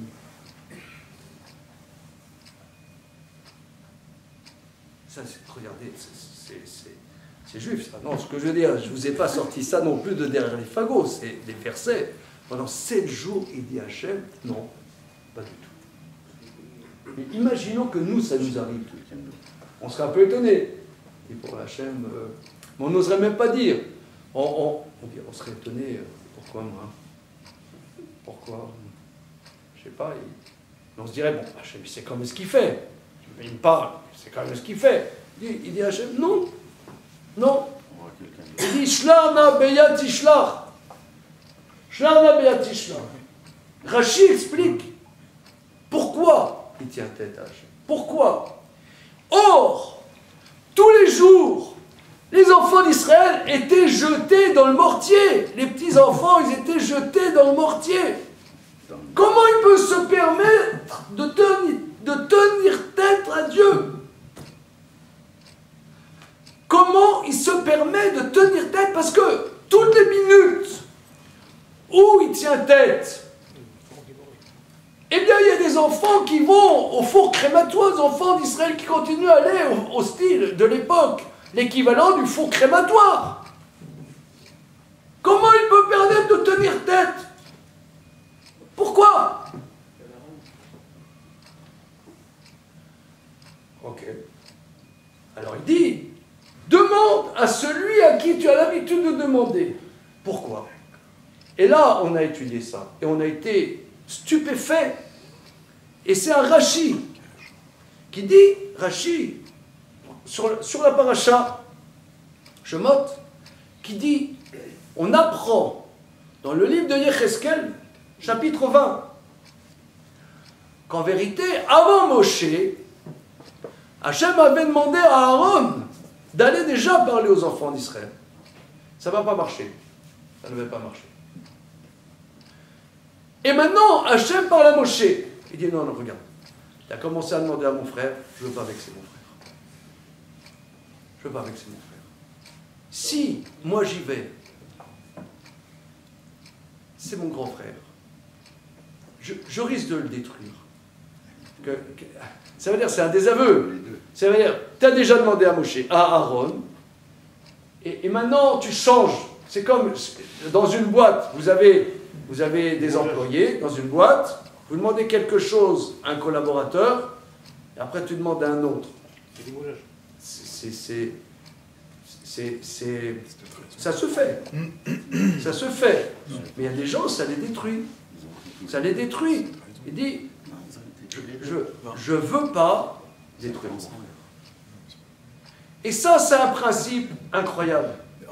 C'est moi, je dis, excuse-moi, là, je dirais, c'est le cœur de ce que moi j'ai à dire là-dessus. Et non, il n'y a pas juste maintenant. Non, si. Non, après. Mais, une seconde. Une seconde. Si, quand même. Monsieur, une Quand seconde. même.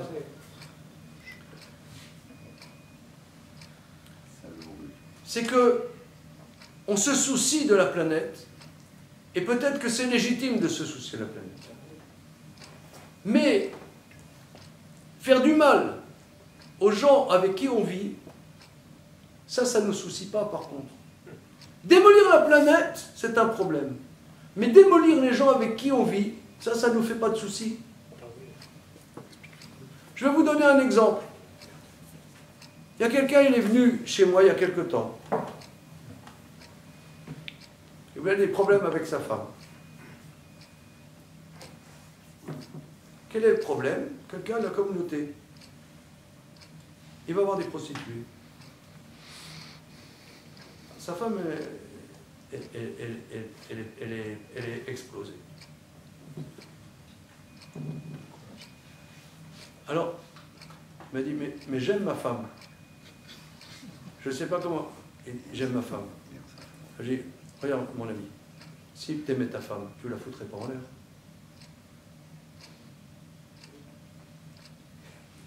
Si tu l'aimes, tu ne lui fais pas du mal. On ne se rend pas compte de ce qu'on fait. On ne se rend pas compte. on ne se rend pas compte. On se soucie des grandes choses. Mais les gens avec qui on vit, on peut les vexer. On peut leur faire du mal. On peut les brimer. On peut les casser. Et ça par contre, ça passe. C'est bio. C'est l'indice carbone. Ouais. L'indice carbone n'est pas... monsieur, il n'est pas votant. Non, oui, parce que je voulais dire un truc tout à l'heure. Alors, on a tout notre temps. Oui, mais après ça va passer, on va Mais changer non, de on sujet. va pas passer. Voilà. En fait, Moshe et Aaron, comment on peut imaginer que dans cette histoire, si l'un et l'autre sont réellement faits pour démarrer une mission comme celle-là, ils ont un ego qui fait qu'ils seraient l'un ou l'autre vexés par quelque chose de cet ordre-là. Comment c'est possible d'imaginer? Oui, que l'un peut se dire je vais vexer l'autre, il s'en fiche en fait. Regarde. Déjà, ça, je comprends pas très bien. Regarde, Non, mais l'être humain, c'est mais l'être où humain. ils ont un ego, eux deux, là? Tout le monde a un ego. Tout le monde a un ego. C'est ça ce qu'on voit de là. Tout le monde a un ego. Et Moshe Rabbeinu, il dit, sauvez mes frères. En faisant du mal à mon frère, j'assume que chaque minute qui passe, il y a des milliers qui sont tués. Ça ne sert à rien de sauver les gens si les gens avec qui je vis, je leur fais du mal. Ça sert à rien. Je peux pas. Je ne peux pas. Je ne peux pas. Je ne peux pas le faire. Demande à quelqu'un d'autre. Moi, je ne peux pas. Je ne peux pas. Alors Hachem, il dit, c'est pas loin de ce que tu dis. Tu parles un peu comme Hachem, que c'est pas loin. Hachem lui dit, je sais que Aaron saura la mission que je te donne, et Samar Bélibo, il sera heureux. Et Samar, il sera heureux. Hachem lui dit, sache, ce souci-là, je sais qu'Aaron sera heureux, que son petit frère, il a cette grandeur. Ok? Mais avant qu'Hachem lui dise, il dit, je ne veux pas. Je ne veux pas. Shlarna beyat ishlar, envoie de celui à qui tu as l'habitude de demander. C'est des choses dans la vie qu'on ne se rend souvent pas compte. Des fois, quand on a des enfants, des fois on demande quelque chose à nos enfants. Et on voit, ils traînent à le faire, on demande à un autre. Et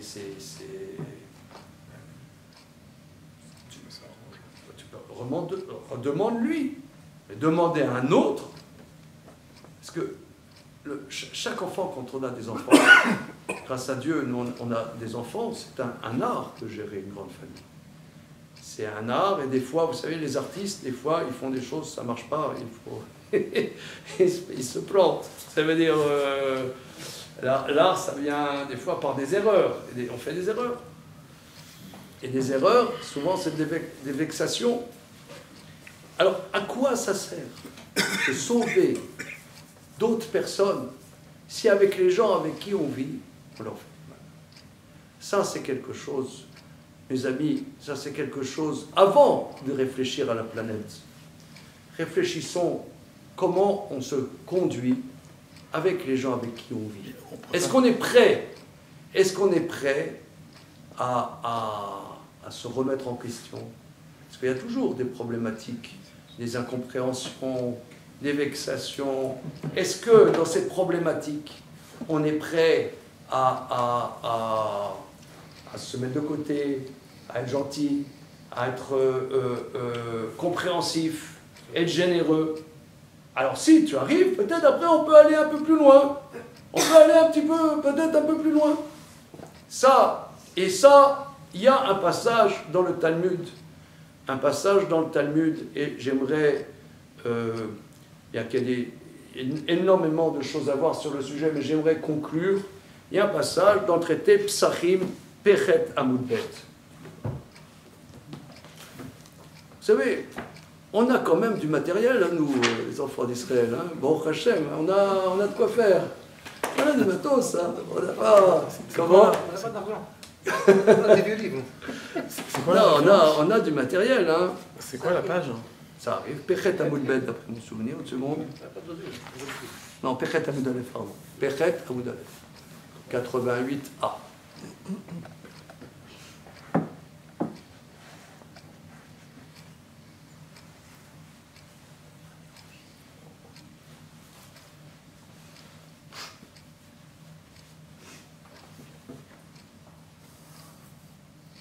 Rabbi Lazar dit, Maïdirtiv, Rabbi Lazar dit, que dit le verset dans Ishayahu? Ve'alchu amim rabim ve'amru lechu ve'nale elar Hashem el bet Elokei Yaakov. Le verset de Ishayahu, donc on sait que le prophète Ishayahu a beaucoup parlé des temps messianiques. C'est sa spécialité. Voilà, grande spécialité du prophète Ishayahu, les temps messianiques. Il dit, beaucoup de nations diront, viendront et diront, montons sur la montagne de Dieu, dans la maison du Dieu de Jacob. Elbet Elokei Yaakov, allons dans la maison du Dieu de Jacob. Allons dans la maison du Dieu de Jacob. L'Agmara dit, pourquoi, au temps messianique, les nations diront, allons dans la maison du Dieu de Jacob, et pourquoi pas du Dieu d'Abraham? Parce que ils aiment bien tout le temps dire le Dieu d'Abraham. Enfin, ils aiment bien, vous voyez, le Dieu d'Abraham. Tout le temps, moi, j'ai pas la télévision, je ne sais pas si ça existe encore la télévision, mais disons, autrefois, quand il y avait la télévision, il y avait toujours des émissions Abraham et les trois monothéismes. Au XXe siècle. Donc, ils aiment bien le Dieu d'Abraham. Non, ils diront, nous irons dans la maison du Dieu de Jacob. Et pourquoi pas du Dieu d'Isaac? Alors la Gemara dit, pourquoi Elokei Yaakov et pas Elokei Abraham et Yitzhak? Mais pourquoi? Parce que l'endroit du Beth Amikdash, on voit l'endroit du Beth Amikdash à trois noms. Abraham, il est allé avec son fils Yitzhak sur le mont Moria et il appelait El Har Hashem, la montagne de Dieu. Il appelait la montagne de Dieu. Yitzhak, on voit, à la fin de Parashat Chayesara, c'est écrit, Yitzhak est allé la Souar Bassadeh pour parler dans le champ. L'endroit du temple, pour Yitzhak, c'est Sadeh, le champ. Mais lorsque Jacob a dormi à l'endroit de Har Moria, il s'est réveillé, il a dit Enze Ela Bet Elokim, c'est la maison de Dieu. Donc les nations diront, nous on ne veut pas la maison comme l'a appelé Abraham, qui était montagne, pas comme le champ qu'a appelé Isaac, mais comme Jacob qui a appelé Beit. Ça c'est la Gemara. Alors toujours les passages du Talmud de ce qu'on appelle la Haggadah, on a du mal à décrypter. Le Maharal de Prague a écrit livre sur livre pour décrypter ces passages étonnants. Et il explique comme ça.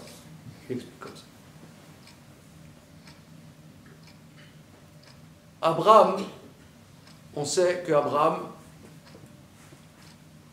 il a reconnu le Dieu un.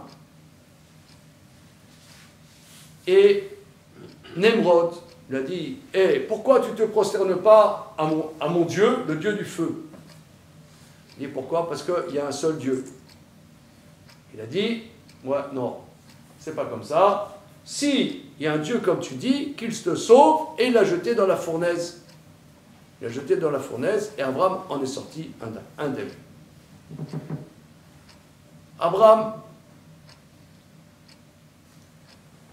a réfléchi, il a compris que vivre, c'est un chesed de Dieu. Vivre, c'est la grâce de Dieu. Si nous, on est vivants, on pourrait être mort. On pourrait être mort. Chacun d'entre nous, si on réfléchit à notre vie, physique et spirituelle, on pourrait être mort. Si nous, on vit, c'est le chesed d'Hachem. Explique le Maharal de Prague C'est ça, montagne de Dieu. C'est que Dieu est immense. La relation à Dieu, c'est que les choses pourraient s'arrêter là. Et Dieu nous donne la possibilité d'exister. Ça veut dire qu'il dépasse les limites. Le chesed, c'est dépasser les limites. Le chesed, c'est par exemple, regardez, ce Shabbat, on va être tranquille, on va être entre nous ce Shabbat. On a besoin des fois d'être tranquille, on n'a pas toujours à avoir des invités. Et toc, il y a quelqu'un qui t'appelle, oui, est-ce que je peux m'inviter chez vous? Ça nous est arrivé ce Shabbat. Dans 5 minutes avant, j'avais dit à ma femme, je vous dis vraiment sincèrement, 5 minutes avant, j'ai dit, bon, parce qu'il y avait des copains, je les avais invités, ils ne pouvaient pas, machin, bon, ok. Je dis, bon, c'est bien comme ça, je veux dire, on a besoin d'être de Shabbat entre nous. 5 minutes après, il y a un ami qui dit, regarde, je n'ai pas à aller ce Shabbat, est-ce que je peux m'inviter chez vous? Nous, on a appris d'Abraham que ça fait partie de la vie juive. Bon, Rabat. Mais 5 minutes, j'aurais été content d'être tranquille. C'est ça le chesed, c'est qu'on a des limites. Et Hachem a dépassé les limites. En nous donnant l'existence, il dépasse les limites. C'est ça, la grandeur de Dieu est grand, c'est qu'il dépasse les limites. Grand, ça ne veut pas dire qu'il fait 2,53 m. C'est, il dépasse les limites. Le chesed, c'est dépasser les limites. Par exemple, on a tous besoin d'argent. Il y a un rave, il vient collecter. Dans nos familles, on donne. Ah mais comment on a besoin? Eh bien on donne. C'est ça le chesed. On dépasse les limites. Ça c'est Abraham. Yitzhak, il y a Rivka, elle vient de Haran. C'est la scène la plus romantique de la Torah. Elle voit quelqu'un qui va dans les champs pour parler avec Dieu. La soir Bassadé. Elle demande qui c'est. À Eliezer. C'est le fils de mon maître. Elle met le voile, elle descend. C'est beau, hein? Alors les Chachamim disent, pourquoi il va discuter dans le champ? Pourquoi dans le champ? Pourquoi dans les champs? C'est quoi? Il est Braslav, il est... Mais pourquoi? Il a la kippa à nanar. Mais d'abord, s'il était nanar, il n'irait pas dans les champs, il irait dans la forêt. Pourquoi dans le champ? Le Maharal de Prague explique. On sait que Yitzhak, c'est la Gevura, c'est Midat Hadin. Yitzhak Avinu, c'est l'homme qui domine ses pulsions. Yitzhak Avinu, c'est l'homme qui domine ses pulsions. Dominer ses pulsions, c'est par là on peut avoir une relation à Dieu. Pourquoi on dominerait nos pulsions? Pourquoi on ne serait pas comme des animaux? Ce serait cool quand même. Pourquoi on ne serait pas des animaux? Pourquoi on ne fait pas un animal? Il ne se pose pas de questions. Nous, pourquoi on se pose tout le temps des questions? Pourquoi on essaie de faire certaines choses? Pourquoi il y a des choses, je ne sais pas moi, regardez, la semaine prochaine va commencer le salon de l'agriculture. Salon de l'agriculture, moi j'aime bien aller au salon de l'agriculture, j'apprends toujours plein de choses. Mais tu vois des stands de manger incroyables. Mais c'est pas caché, hein. Il y a des fromages, mais les fromages, c'est le stand de fromage. Ça change de hyper cachère, quoi. Tu vois, tu vois, et ils vont te faire de la volaille, des trucs et des machins. Et nous, c'est quoi? Double congélateur d'hyper cachère, tu sors là, ils font même pas cuit. Ils sont là en pack, poulet pack, hyper cachère. Là, tu vois vraiment des trucs. Mais pourquoi on ne dominerait pas nos pulsions? Yitzhak Avinu, en dominant ses pulsions, comment c'est possible qu'on puisse dominer ses pulsions? Ça veut dire qu'on a à l'intérieur de nous un lien avec quelque chose qui est autre chose que le naturel. C'est un calogement. C'est ça le chant. Le chant, c'est pas la nature en vrac. Il ne va pas discuter dans la forêt. Le champ, c'est l'homme qui domine la nature. Un champ a des limites. Un champ, on enlève les mauvaises herbes, on taille les arbres, on taille la plante, on laboure. C'est l'homme qui domine la nature. Dominer la nature, l'homme qui domine la nature, ça c'est la dimension d'Yitzhak. Qu'est-ce que c'est Baït? Explique le Maharal de Prague. Le Baït, c'est une maison chaleureuse. Yaakov Avinu, il avait 12 fils. C'est-à-dire, c'est la traïra. C'est l'ambiance. Il avait une seule fille. Regardez les problèmes qu'il a eu avec ça. Une seule. Une seule. Ouais. Il y en a, ils en ont plusieurs, mais lui, il en a une. Que des problèmes. Il a son chouchou disparu pendant 22 ans. Toute sa vie, quand les frères lui disent que sa chérie, Dina, elle a été violée par Shrem ben Hamor, Yaakov, il s'est tué. Il s'est tué. C'est Shimon et Lévi qui ont pris les initiatives de faire quelque chose. Il s'est tué. Pourquoi il s'est tué? Je ne sais pas pourquoi il s'est tué. Mais on voit le père de famille, il est en face des problématiques. Avoir une famille, on est toujours en face de problématiques. Avant d'agir, il faut déjà réfléchir. Si tu réagis tout de suite, c'est sûr que tu vas faire du mal. Donc Yaakov Avinu, il a eu une panne majeure. Il encaisse le coup, il ne sait pas encore qu'est-ce qu'il va faire. Ses deux fils, paf, ils rentrent dans le chou, ouais, Shimon et Lévi. Mais, mais, Yaakov, c'est le père de famille. Le père de famille, pour qu'il y ait une cohésion, et d'ailleurs, sa famille, c'était terrible. Les fils de Léa, ils étaient jaloux à mort des fils de Rachel. Donc il a fallu des stratagèmes incroyables pour qu'il y ait une cohésion dans cette famille. Pour qu'il y ait une ambiance familiale, il fallait tellement qu'on voit dans une paracha que Hachem, il a appelé Yaakov El. Dans parachat Vaishlach, je vous lis le verset. C'est chapitre Lamed Gimel, verset Kaf.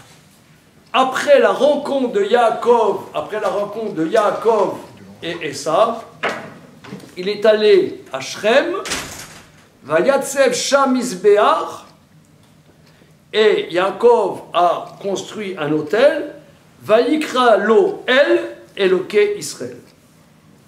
Alors il y a deux explications de Rashi. Il a donné un nom à ce Mizbeach, Vayikra lo El Eloké Israël. Donc ce Mizbeach, il va résumer tout ce que j'ai vécu, que Hachem, c'est le Dieu d'Israël, je m'appelle Jacob, c'est un nom dedans, El Eloké Israël. Et Rashi donne en deuxième explication, l'explication de la Gemara dans le traité Megillah, Vayikra lo El Eloké Israël. Le Dieu d'Israël a appelé Jacob El. Après tous ces événements, Dieu a appelé Jacob El. Presque l'équivalent de Dieu. C'est-à-dire être un père de famille, un père ou une mère de famille, faire qu'il y ait une cohésion, une compréhension, qu'il y ait une bonne ambiance. On a étudié quelque chose qui dépasse l'entendement. Vous allez hurler. J'espère. Je suis là pour ça. Rambam, Maïmonide, dit dans le 15e chapitre des lois de mariage, il dit que nos maîtres nous ordonnent 7 choses dans la vie familiale au mari. Il dit Velo yehatsev, velo yeragzan. Le mari, quand il rentre à la maison, il ne doit pas être triste, il ne doit pas être énervé. Interdit. C'est rigolo, non? Pourquoi? C'est marrant, non? Hein, Nos maîtres interdisent à un mari de rentrer à la maison d'être triste. J'ai vu un commentaire, il dit, t'as des soucis. Laisse-les à la porte de la maison. T'as peur qu'on te les vole? Il dit comme ça. T'as peur qu'on te les vole? Ça veut dire, la maison, si le mari, il est tendu, même s'il dit rien par exemple, il rentre à la maison, il dit, oh là, il pleut, quel temps, c'est pas possible. Ça, tu mets une mauvaise ambiance. C'est normal, un mois de février, il pleut, t'as inventé la poudre, je veux dire, voilà, t'es malin. Ça, c'est vraiment chacham. Il pleut, au mois de février, il pleut. Ah, c'est pas possible, regarde le temps qu'il fait. Pourquoi tu mets une mauvaise ambiance?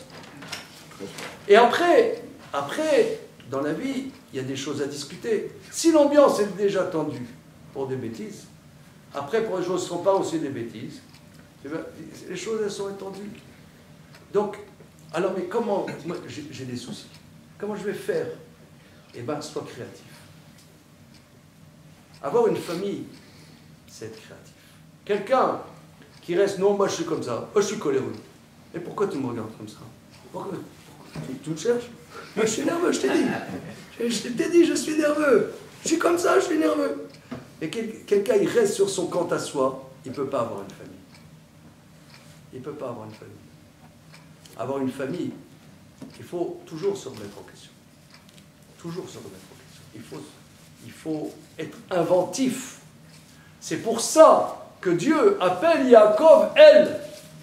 Et ça, c'est ce que le passage dans le Talmud nous dit, dans le traité Psachim, qu'à la fin des temps, les nations, elles auront tout foutu en l'air. Tout foutu en l'air. Elles se sont dit, mais qu'est-ce qui reste dans le monde? Le peuple d'Israël, ils ont des familles. Ils ont fait des efforts pour qu'il y ait des familles. Ces efforts-là, les nations vont dire, on veut retourner à ce Dieu. Je vais vous dire, et je conclurai là-dessus, je dis quelque chose un peu personnel, mais pour moi c'est le fond du sujet. Je sais, plusieurs d'entre vous, vous savez, lorsque j'étais adolescent, j'étais d'une famille juive, mais pas religieuse. Et j'étais dans les milieux, comme je vous ai dit tout à l'heure, je disais du Marx, etc. C'était à la mode à l'époque. Il y a 50 ans, c'était à la mode. J'étais dans ces milieux des étudiants, vous savez, machin, milieu. Saint-Germain. Et aujourd'hui, vous savez, les gens ils disent, il y a les féministes, etc. Voilà, les féministes, c'était la grande mode. Ok, c'est pas d'aujourd'hui les féministes, hein, c'est un truc, ça fait longtemps. Dieu m'a aidé de rencontrer des Talmidei Chachamim, des gens qui étudiaient la Torah. Et j'ai rencontré un maître, après j'ai étudié longtemps avec lui, Rav Eliyahu Abitbol, qui habite Strasbourg. Il m'a invité chez lui, j'avais 17 ans. Il m'a invité chez lui, j'ai passé beaucoup de Shabbat chez lui, Yom Tov. Qu'est-ce qui m'a accroché? Je vais vous dire qu'est-ce qui m'a accroché à la Torah. Je vais vous dire qu'est-ce qui m'a accroché à la Torah. La gentillesse qu'il y avait chez lui, l'honneur qu'il faisait à son épouse. Par exemple, Motzei Shabbat, tous les deux, on faisait toujours la vaisselle, jamais sa femme. On ne faisait pas la vaisselle. On tapait la discute. C'est agréable de faire la vaisselle, on faisait la vaisselle, on tapait la discute, faisait la vaisselle. Jamais sa femme faisait la vaisselle. Le mec, il n'avait pas un discours, oui, les femmes, la place de la femme, machin. Il vivait ça. À l'époque, il avait des enfants en bas âge. Je veux dire, ce qui m'a zigouillé, c'est la chose suivante. Il avait des enfants en bas âge. Un enfant, il faisait dans sa couche pendant le repas, c'était toujours lui qui allait changer la couche. Sa femme, elle restait à table, tranquille. Après le repas, pour que sa femme elle puisse faire la sieste, il prenait les enfants, il allait au sport. Voir ça, j'avais jamais vu ça nulle part. J'avais jamais vu ça nulle part. Cette gentillesse, cette compréhension profonde de l'autre, ce dévouement l'un pour l'autre. Je vais vous dire même, cet amour l'un pour l'autre. Ça c'est la maison juive. Cet amour, ça c'est écolo. Ça c'est bio. Ça c'est bio. Ça c'est du bio. On construit le monde. Comme ça on construit le monde. Ça c'est une construction. C'est alterné, il n'y a pas que lui qui le fait. Il y a aussi sa femme qui le fait. Je vais vous dire... À mon avis, c'est pas systématique, lui seulement. Regardez, c'est pas que sa femme lui a dit tu vas faire ci et machin. C'est des choses qui sont... Je vais vous dire. Et ça, grâce à Dieu, j'écris un livre là sur la mitzvah d'avoir des enfants. Et pourquoi j'écris ce livre? Parce que grâce à Dieu, avec mon épouse, on a 11 enfants. Oh non, Canierbo, je... Mais...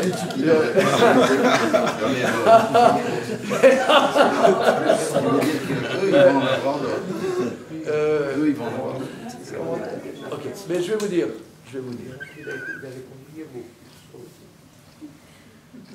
Quand moi j'ai vu chez mon maître Abba Bol comment il s'occupait de ses enfants,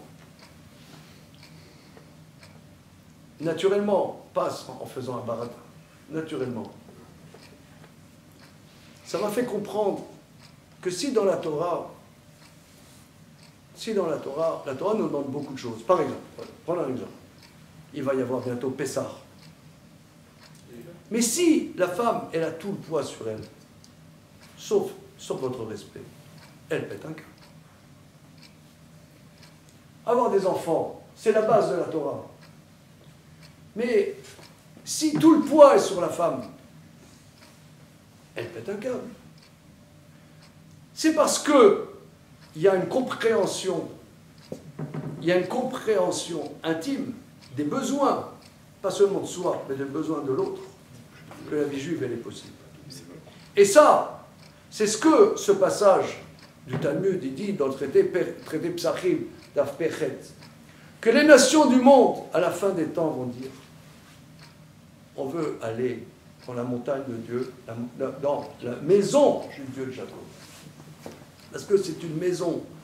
Dit le Maharal de Prague, la différence entre la montagne de Abraham, le champ de Yitzhak, c'est que la maison, c'est une keviout.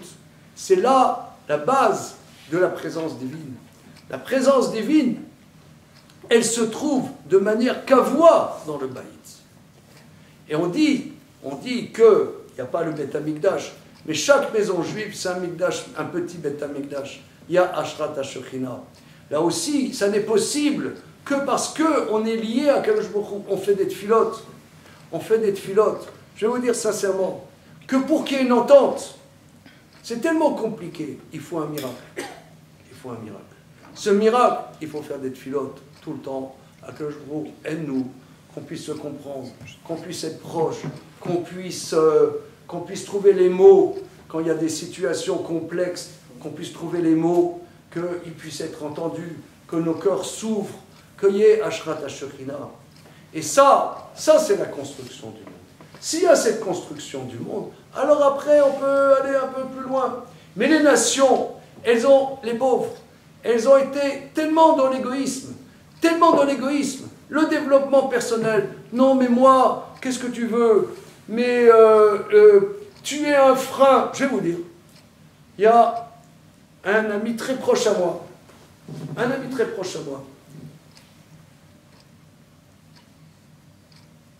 il y a 1 an et demi, il m'a dit, il était complètement explosé. Sa femme, ça faisait 25 ans qu'ils étaient mariés, lui dit, je crois qu'on va se séparer. Qu'est-ce qui se passe? Qu'est-ce qui se passe? Il tombait comme de ronflant. Il dit, je crois que tu es un frein à mon développement. Elle le dit. Moi, en vérité, vivre avec toi, c'est un... je ne peux pas m'épanouir dans notre vie à deux. Ça veut dire un tel fossé, chacun son développement.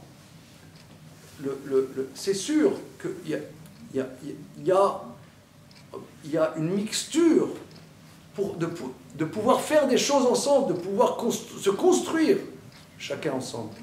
Mais pour ça, il faut une créativité. C'est pour ça que Dieu, il appelait Jacob Dieu, parce que Jacob, il était créatif. Tout le temps, il faut être créatif. Et comme ça, on construit le monde.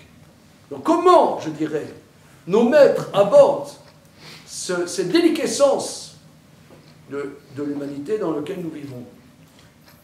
C'est que nous, en tant que juifs, on a, oui, à construire la planète. Mais la planète, d'abord, elle se construit par cette humilité, par cette simplicité, cette chaleur humaine qui s'appelle le Beth Hashem, la maison de Dieu, la maison de Dieu de Jacob. Voilà, qu'Akadosh Baruch Hu nous aide et qu'on arrive avec tous les éléments très riches que nous avons dans notre tradition de pouvoir trier entre le vrai et le faux, entre les différents, entre la propagande et ce qui est effectif. Et qu'est-ce que nous avons à faire là-dedans, dans tout ce fatras énorme, colossal, qui est vrai, qui est le monde. Il ne faut pas se fermer les yeux, il faut voir les choses, mais nous avons des choses à faire. Mais d'abord, avant de voir la déforestation en Amazonie, regardons, est-ce que nous, on ne fait pas de déforestation dans notre quotidien? Est-ce qu'on construit? Est-ce qu'on plante des arbres? Plutôt que des arbres, est-ce qu'on plante de la vie dans la vie que nous vivons, dans nos communautés, avec les gens avec qui on vit, même dans nos entreprises? Je dis souvent, pour voir est-ce qu'une entreprise est saine, je conclurai là-dessus. Pour voir qu'une entreprise est saine, moi j'ai un test. Regardez la secrétaire. Si la secrétaire, elle est détente, c'est que l'entreprise elle est saine. Si vous la sentez stressée, c'est que dans l'entreprise, il y a de la dictature. Il n'y a pas de compréhension. Voilà. Bien. Suite au prochain numéro. Merci les amis.